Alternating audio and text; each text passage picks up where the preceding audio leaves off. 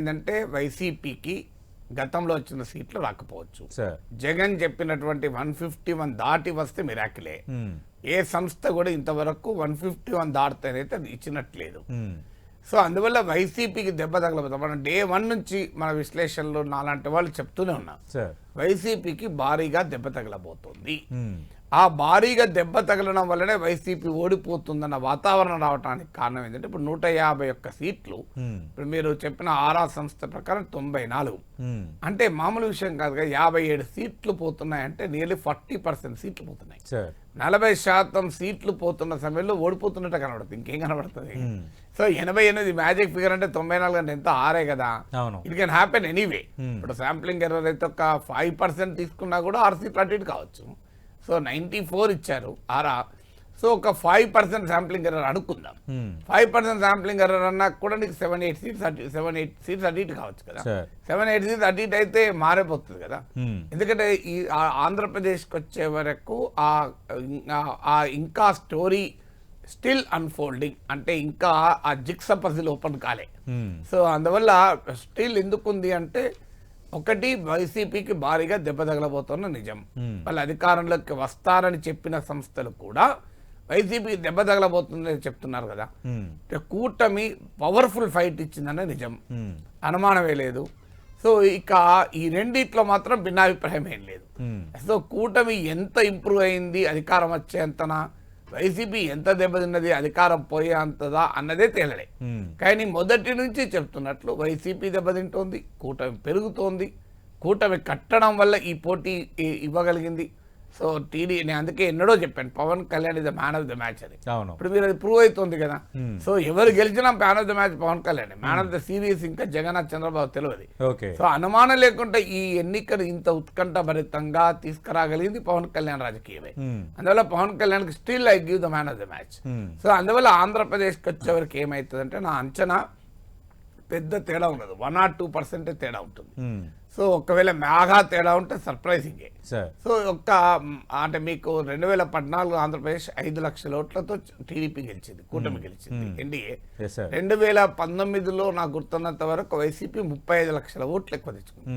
So ఇప్పుడు కూడా ఒకవేళ 2 లక్షలు 3 లక్షలు మెజార్టీతో గెలిస్తే 170 సీట్లలో 2 లక్షలు అంటే ఎంత? జస్ట్ హార్డ్లీ ఎవరేజ్ 1000 కూడా అరౌండ్ లిటిల్ ఓవర్ 1000 ఉంటుంది. సో అందువల్ల ఈసారి మీకు చాలా tough seat to seat contest ఉండే అవకాశం ఉంది కనుక ఇంత కన్ఫ్యూజన్. సో ఇంకా అసెంబ్లీ ఎన్నికలకు లోక్సభ ఎన్నికలకు కూడా తేడా ఉంటుంది. ఎందుకంటే మోడీ ఫ్యాక్టర్ ఏమైనా ఉపయోగపడుతుందా అని. షర్మిలా ఫ్యాక్టర్, కాంగ్రెస్ ఫ్యాక్టర్ ఉంది. కాంగ్రెస్ కనుక లోక్సభ ఎన్నికలకు కాస్తంత ఓట్లు తెచ్చుకుంటే ఇప్పుడు మీకు కూటమికి లాభం అయ్యే అవకాశం ఉంటుంది. ఇప్పుడు కడప సీట్లో అవినాష్ రెడ్డికి చెమటలు పట్టించింది కదా షర్మిల. షర్మిల గెలుస్తుందని కాదు, ఇప్పుడు నా ఆరా సర్వేలో షర్మిలకు 12% అన్నారు. నా అంచనా కూడా అరౌండ్ 10% ఉంటుంది, అంతకన్నా ఎక్కువ ఉండదు. ఒక్క మీకు కడప పులివెందులో మినహా షర్మిలకు పెద్దగా ఓటింగ్ అంతటా రాలే. సో కానీ బట్ షీ కెన్, ఇప్పటివరకు ట్రెండ్ చూస్తుంటే పోల్ స్టడీస్ కూడా వైసీపీ ఓటే ఆమె తెచ్చుకున్నది కనుక, కానీ విపక్ష ఓటు ఏం తెచ్చుకోలే. సో అందువల్ల కూటమి ఓటు ఆమెకేం రాలే. సో జగనన్న వదిలిన బాణంగా వైసీపీ నుంచి వదిలిన ఓట్లే తెచ్చుకున్నది.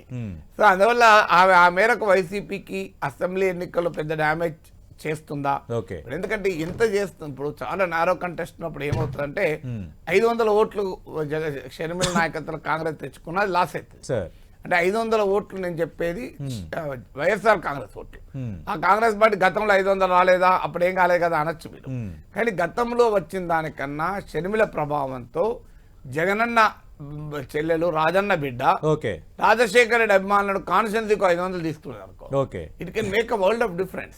అందువల్ల లోక్సభ ఎన్నికల్లో కాస్త ఎక్కువనే తీసుకోవచ్చు, 2% 3% రావచ్చు అని. అందువల్ల ఈ ఫ్యాక్టర్స్ ఎక్స్ ఫ్యాక్టర్స్ ఉన్నాయి. షర్మిలా ఫ్యాక్టర్ ఉంది, మోడీ ఫ్యాక్టర్ ఉంది. అంటే నాగేశ్వర్ గారు, ఈ షర్మిలా ఫ్యాక్టర్కి సంబంధించి అలాగే జరిగింది అనుకోవాలా, లేదంటే ఇప్పుడు ప్రభుత్వ వ్యతిరేక ఓటు, జగన్ వ్యతిరేక ఓటు ఖచ్చితంగా కూటమికి గ్రాబ్ అయితేనే కూటమికి ఒక అడ్వాంటేజ్. ఒకవేళ ఆమె ఏమైనా కొన్ని పాకెట్స్లో కొంత ఓటుని ఆమె గ్రాబ్ చేసి ఉంటే అది కూటమికి వేరే యాంగిల్లో నష్టం కలిగించే అంశం కాదు. అంటే ఆమె విపక్ష అంటే ఆ 2 పాసిబిలిటీస్ ఉన్నాయని అనుకున్నాం. ఒకటి, ఆమె జగన్నే అటాక్ చేస్తుంది, కూటమిని అటాక్ చేయడం లేదు గనక ప్రతిపక్ష ఓటే ఆమె చీల్చుకుంటుంది అన్నది ఒక థీసిస్.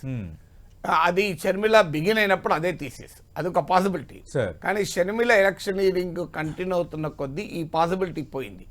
ఎలక్షన్స్ హీట్ ఎక్కుతున్న కొద్దీ ఈ పాసిబిలిటీ పోయింది. సార్ ఎందుకు పోయింది అంటే జగన్ను ఓడించాలి అనుకున్న వారు కసితో కూటమికి ఓటేశారు. ఎన్ని రిజర్వేషన్లు ఉన్నా టీడీపీ బీజేపీ అలయన్స్ పైన రిజర్వేషన్ ఉండొచ్చు, బీజేపీతో పెట్టుకోవడం పైన టీడీపీలో రిజర్వేషను, టీడీపీతో పెట్టుకోవడం వల్ల బీజేపీలో రిజర్వేషను, జనసేనకు సీట్లు ఇచ్చారని టీడీపీలో ఫీలింగ్ ఉండొచ్చు, మాకు ఎక్కువ సీట్లు రాలేదని జనసేనకు ఉండొచ్చు. ఎన్ని రకాల రిజర్వేషన్స్ ఉన్నా జగన్ను ఓడించాలి అనుకున్న వాళ్ళు కసితో కూటమి కొట్టేశారు. ఒక్క ఓటు కూడా సైడ్కి పోకూడదు, ఒక్క అవకాశం కూడా మిస్ కాకూడదు అనే కసితో పనిచేశారు. నేను ఇప్పుడు కాదు, వారం రోజుల కింద కూడా చెప్పాను, టీడీపీలో ఉన్న కసి వైసీపీలో లేకుండే.